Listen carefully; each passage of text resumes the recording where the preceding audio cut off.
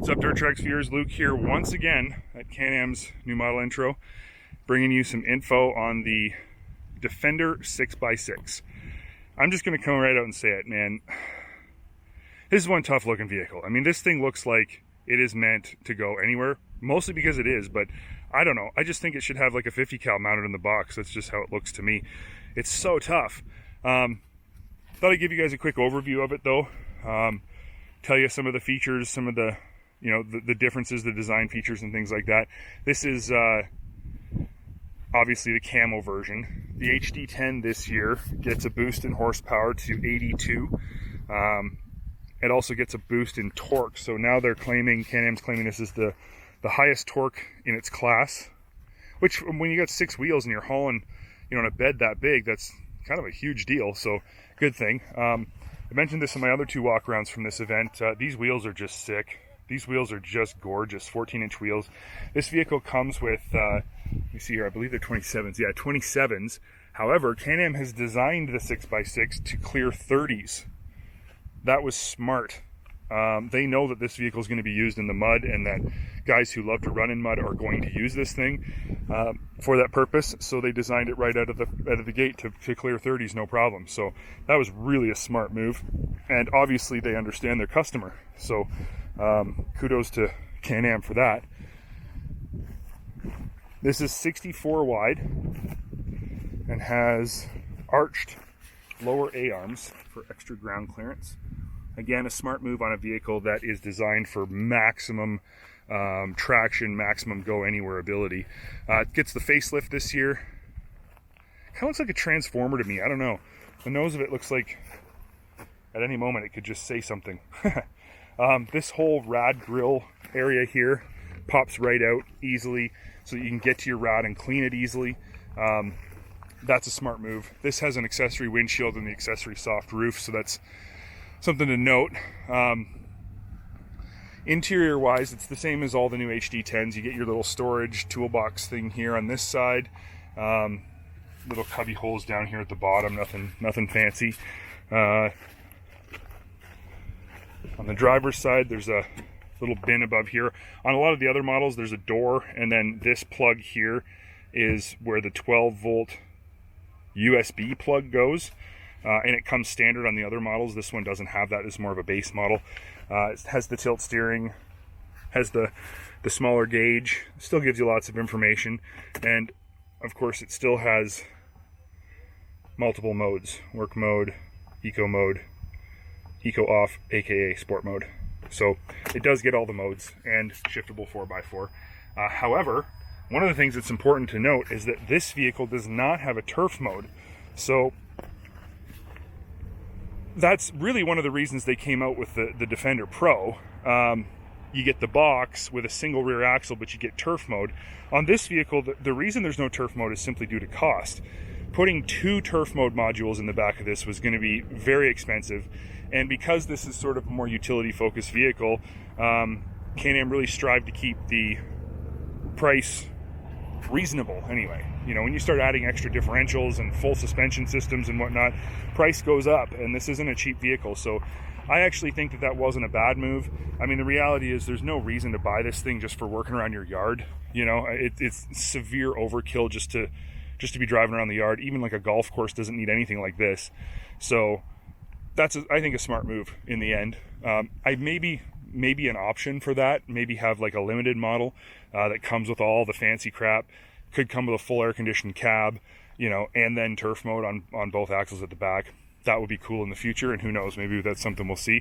I'm not claiming that's what we'll see. They didn't say anything about it, but it would be a cool move. As with all Defenders, you've got your flip up seats that reveal massive storage in the cab. The amount of stuff you can throw in here, I mean, it's just astronomical. And I think that's really awesome. You can get, little accessories that go under the seats and stuff like that. You got your center armrest, cup holder. This thing's obviously very dusty because it's dusty here, but that's forgivable. You got your, as all Defenders have, you got your profile cab, they call it. So mounting windows and windshields and all that stuff, mounting doors, they all sit flush, which is really cool. And it allows them to use super heavy duty seals to keep dust and stuff out, thanks to the profile of the cab. That was a smart move as well. Bighorn 2.0s all the way around, as I said, 27s. Good tire for this vehicle, I think. I'm a fan of Bighorns. I like them. I think there's better choices out there right now, but for this vehicle, they're durable. They last a decent amount of time, and I would say that tire life on something like this would probably be a pretty important consideration, because if you wear them out, they're all spinning the same speed. You're probably going to wear them out at the same time. You got to buy a whole bunch of tires. The cab is, the box is really unique and really interesting. I talked about this on the Pro model walk around video I did. The box is not one hand opening. It has this latch system on it, which is a really sturdy latch setup. It's heavy duty. And then these side rails have link attachments all the way down them, and then all the way across the front. There's tons of places to put your link accessories, and Can-Am has hundreds of accessories. And in the back, you see these two pre-drill holes along the back. There's a bunch of areas for them all the way up the front as well. Those are for extra link attachment areas. You can buy the little link attachment clip thing, and you just drill the holes and bolt it on right here. And you can put link accessories all over the bed. So there is a lot of space to tie down your stuff. Up in the front here, we have bucket circles for holding 5-gallon pails. There's 6 tie down points in the box. You can see them over there. There's 2 D-rings. The back and middle are D-ring style flip-ups. The front is a permanent mount. So lots of tie down areas. You got places for 2x4s along these bed walls to put in dividers. On the top of the bed wall, you have areas for 1x if you want to put, a full custom built canoe rack or whatever the heck you want to put on there. So lots of options for this bed, but I think the biggest and most important thing about the bed is that these side rails are removable. There's 2 little bolts that are basically right under here, and they can be removed in less than a minute, and then this whole piece slides backwards and then up, and it pops right off and makes the entire thing a flatbed. The tailgate pops off just like your pickup truck once you release the little cables. It just slides out of its track there. Both sides of the bed pop off in no time, and you've got a 6 foot by 4.5 foot flatbed. Now, this is pretty cool. You can load almost anything on the flatbed. I mean, you can load full-size pallets, you can load the big size, round bales of hay. Tractor tires is what they've used here as examples. But think about this. All of a sudden, you can load huge amounts of lumber. Now, not as a flatbed, obviously, but with the sides on, you can put, I would say, up to 12-foot boards, probably even 14-foot boards on here if you wanted to.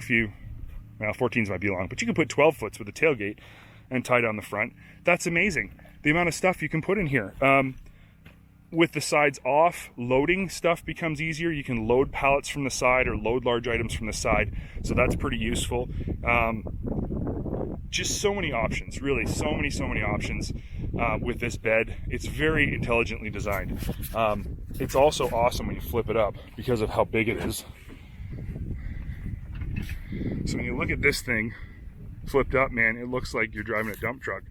Like when you see a dump truck on the highway with this up and you're just waiting for them to hit an overpass, kind of looks like that. But it's pretty neat, and the way it dumps, the height of it, the angle that it dumps at, nothing's going to be left in there. There won't be any dirt or gravel left in there at all. Now, Can-Am says that this bed is capable of hauling 1,000 pounds. What they also said was that at 1,000 pounds, it is not even taxing the vehicle in any way. The bike is more than capable of handling all the 1,000 pounds. And in saying that, I don't want to officially say it, but it seemed like they were kind of hinting that perhaps you could put more than 1,000 pounds in there. And there's no official word on that. I'm not going to say that officially you can. But what we all learned, was that because these vehicles have 82 horsepower and are listed as sport recreation or sport utility vehicles, not, sport utility or rec utility vehicles, not just utility vehicles, the bed capacity has to be limited. at 1,000 pounds. To get above 1,000 pounds, you have to lower the horsepower to 40.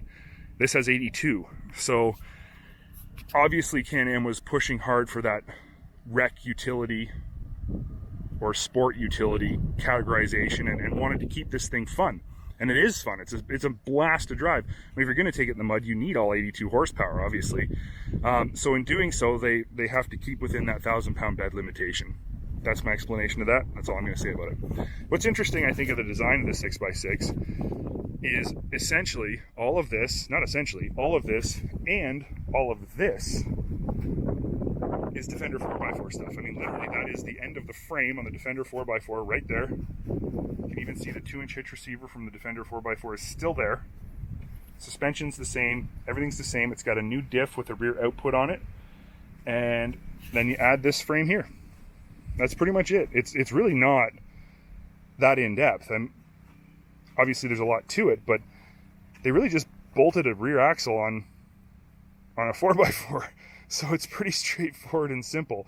One thing they did talk a lot about is that they're using dual phase steel on the frame of the whole vehicle, and that was because adding this subframe on the back does add quite a bit of stress to the frame itself. But now all Defenders are built with this 2-phase steel, so your 4x4 is tougher, and the 6x6 is capable of handling this whole extra subframe without any trouble at all, without any worry about, you know, breakage or weakness or anything like that. So that's something interesting to consider.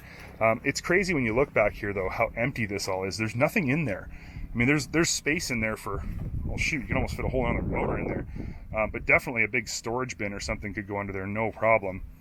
And who knows, they might have an accessory for that at some point. But it is kind of weird to look down there and just see all this extra space. Travel on the rear is pretty much the same as the front, and when you look at it, it's kind of funny because the arms and everything are all pretty much identical. You do only get a sway bar on the back axle, not on the middle axle, and that's because it's only needed on the back axle. So there you go. There's my review, my walk around video, let's say, of the Defender 6x6. I think this is a super cool vehicle. Obviously the Outlander 6x6 was a cool vehicle, and I did the intro on that in Finland years and years ago. This isn't the first 6x6 utility vehicle out there, sport utility vehicle out there. There are others, but this is a very intelligently designed one. There's a lot of features about this thing that you're not going to find elsewhere.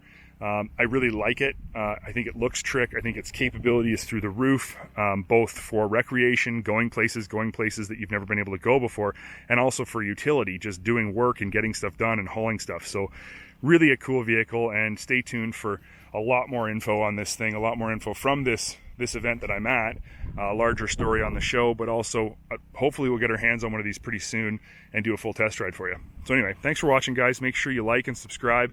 That helps us out big time, and it allows you to get instant updates whenever we upload a new video. And appreciate all your comments. Anything you say, you leave, we read. So yeah, thanks for watching, and we'll see you guys next time.